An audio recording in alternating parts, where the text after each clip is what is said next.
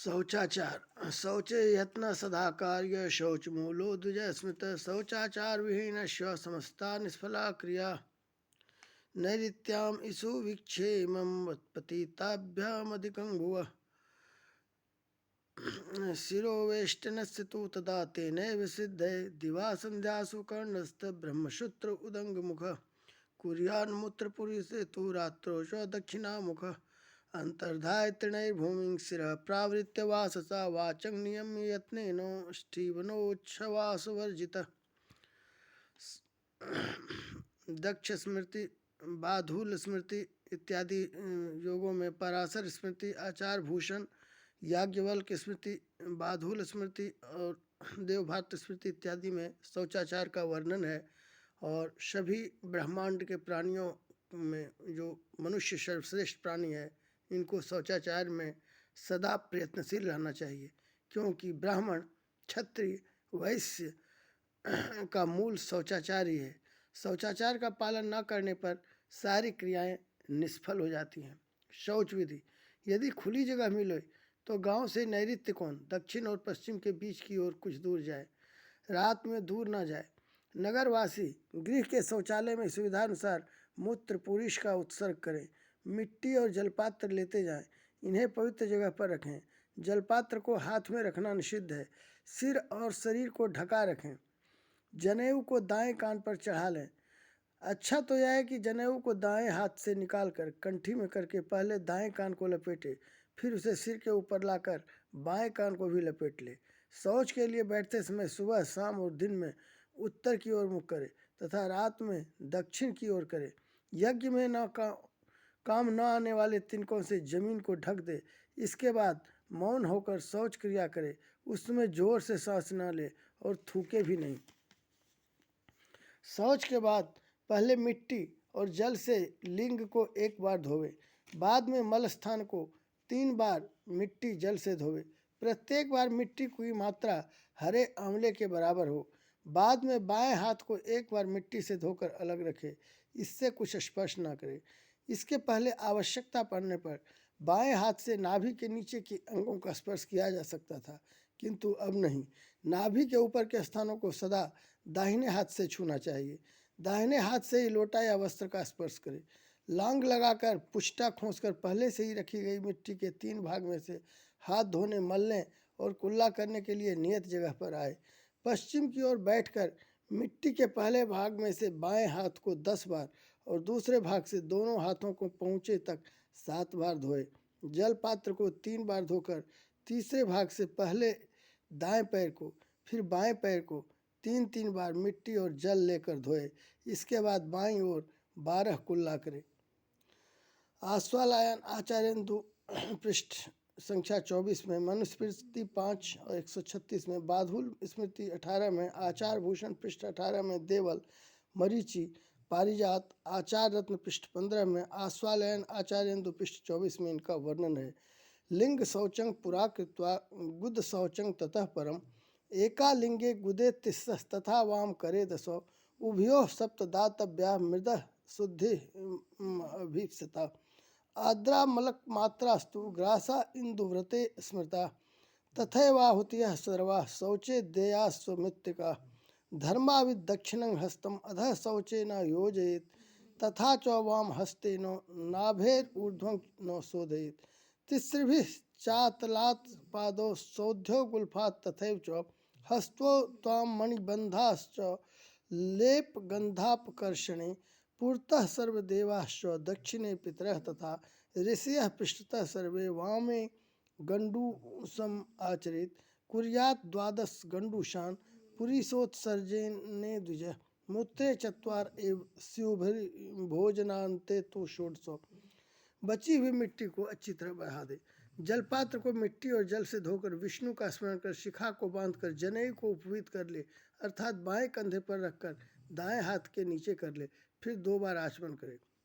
मूत्र शौच विधि: केवल लघु शंका पेशाब करने पर शौच की शुद्ध होने की विधि कुछ भिन्न होती है। लघु शंका के बाद यदि आगे निर्दिष्ट क्रिया न की जाए तो प्रायश्चित करना पड़ता है, अतः इसकी उपेक्षा न करें। विधि यह है कि लघु शंका के बाद एक बार लिंग में 3 बार बाएं हाथ में और 2 बार दोनों हाथों में मिट्टी लगाए और धोए। एक एक बार पैरों में भी मिट्टी लगाए और धोए। फिर हाथ ठीक से धोकर 4 कुल्ले करे, आचमन करे। इसके बाद मिट्टी को अच्छी तरह बहा दे, स्थान साफ कर दे। शीघ्रता में अथवा मार्ग आदि में जल से लिंग प्रक्षालन कर लेने पर भी तथा हाथ पैर धो लेने पर और कुल्ला कर लेने पर सामान्य शुद्धि हो जाती है, पर इतना अवश्य करना चाहिए। परिस्थिति भेद से शौच में भेद। शौच अथवा शुद्धि की दक्षिणं बाहुम उत्सृज्य वाम स्कंधे निवेशितम यज्ञोपवीतम इति उक्तं देव कार्येषु शस्यते। मूर्तोत्सर्गं द्विजा कृत्वा न कुर्यात् शौचम आत्मनः मोहात् भुङ्क्ते तिरात्तेनो जलं पीत्वा विशुद्धयति। अंगिरा एकालिंगे तु सभ्ये उभयोर्मृदद्वय स्मृतं मूत शौचं समाख्यातं मैथुने द्विगुणं स्मृतम्। प्रक्रिया परिस्थिति के भेद से बदल जाती है। स्त्री और शूद्र के लिए तथा रात में अन्यों के लिए भी यह आधी हो जाती है। यात्रा मार्ग में चौथाई बरती जाती है। रोगियों के लिए यह प्रक्रिया उनकी शक्ति पर निर्भर हो जाती है। शौच का उपर्युक्त विधान स्वस्थ गृहस्थों के लिए है। ब्रह्मचारी को इससे दुगुना, वानप्रस्थों को तिगुना और सन्यासियों को चौगुना करना विहित है।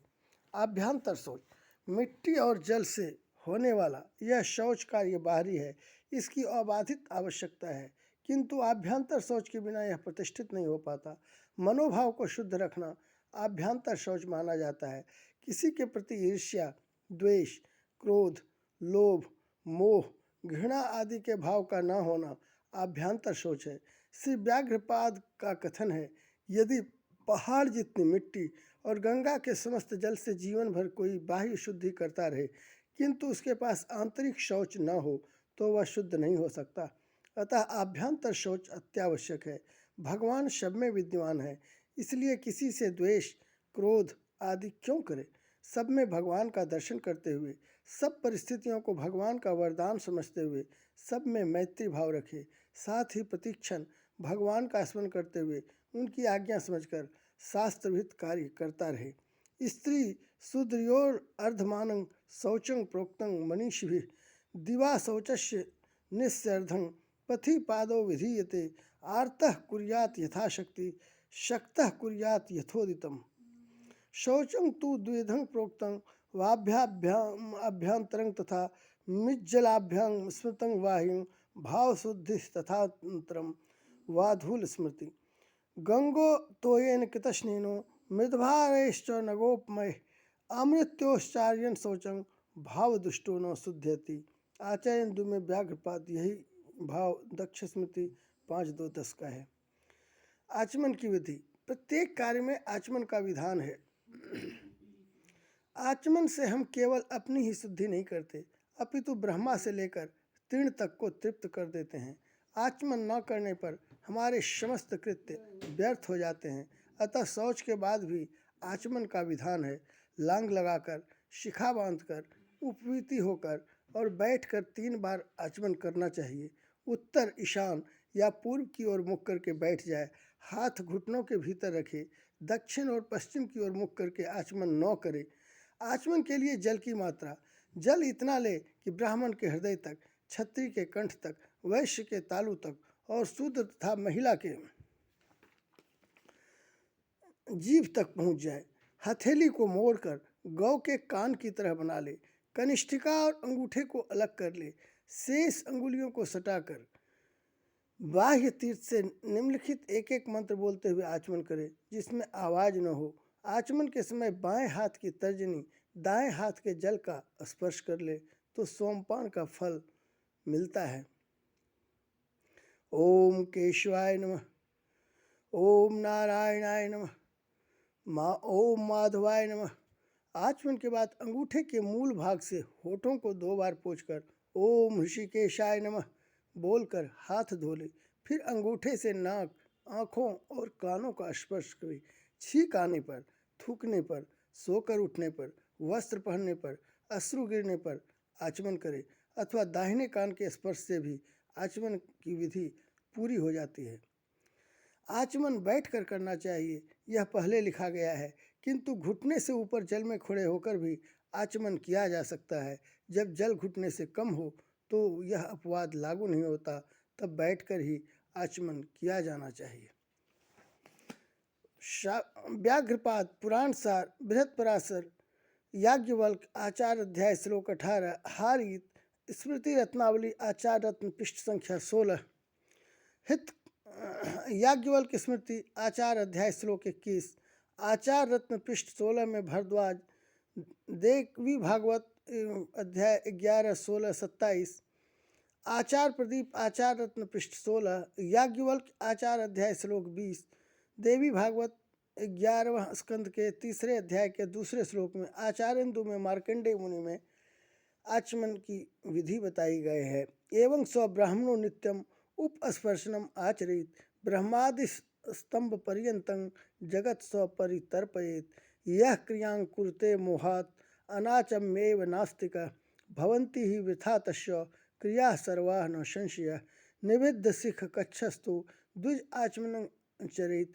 कित्तोपवीतं सभ्ये से वांग मनः काय संयत अंतर्जानु शुचौ देशे उपविष्ट उदंग मुख प्रांग वा ब्राह्मेण तीर्थेन द्विजो नित्यम उपस्पृशेत ऐसा न भिमुखो भूत्वोप स्पृशेत च यथाविधि याम्य प्रत्यंग मुखत्वेन कृतम आचमनं यदि प्रायश्चित्तं तदा कुर्यात् स्नानम आचमनं क्रमात्।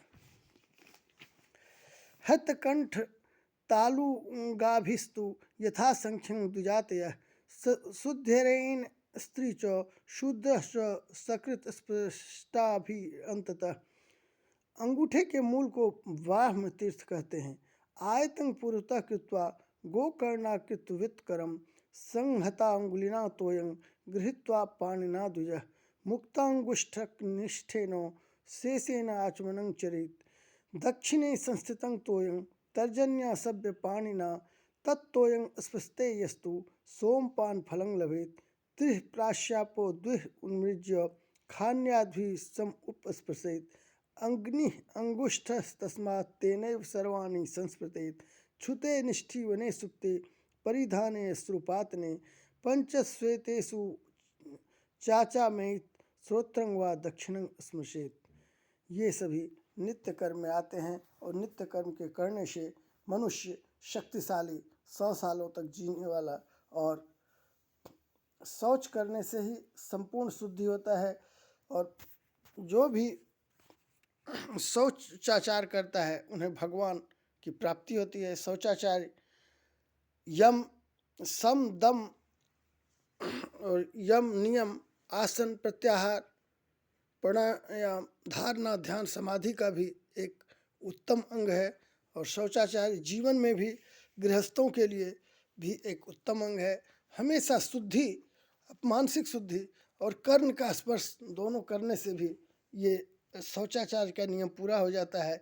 हृदय में यदि आप पुंडरीकाक्ष भगवान का धारण करने से श्री राम का, श्री कृष्ण का, श्री सीता, राधा इत्यादि और उनके भक्तों का भी यदि उन हृदय में धारण करने से या गुरुओं को धारण करने से, ब्राह्मणों का धारण करने से शौचाचार की पूर्ति हो जाती है। इसीलिए हमेशा अपने मन का शौचाचार और शरीर का शौचाचार करते रहना चाहिए। मन और शरीर की शुद्धि से ही सारे कार्य, सारे मनोरथ सिद्ध होते हैं, क्योंकि भगवान तो अंतर्यामी हैं और वो शौचाचार अपने मन की शुद्धि, यदि मन में काम, क्रोध, लोभ, मोह, मद मात्सर्य, निद्रा, आलस्य, दिक्सूतता, गरीबी, बीमारी, कमजोरी इत्यादि का भय नहीं है और भय को दूर रख के भगवान को धारण करते हैं तो शौचाचार की सारी आवश्यकताएं पूरी हो जाती हैं। हमेशा मन में भगवत धारण, भगवत कार्य, भगवत इच्छा और भगवान के ही लिए जीवन समर्पित कर देने से, भगवान के लिए तन मन धन त्याग ऐश्वर्य सारा धारण करने से, भगवान की इच्छा पर सब छोड़ देने से सारा शौचाचार की सारी आवश्यकताएं पूरी हो जाती है। इसी के साथ शौचाचार समाप्त होता है।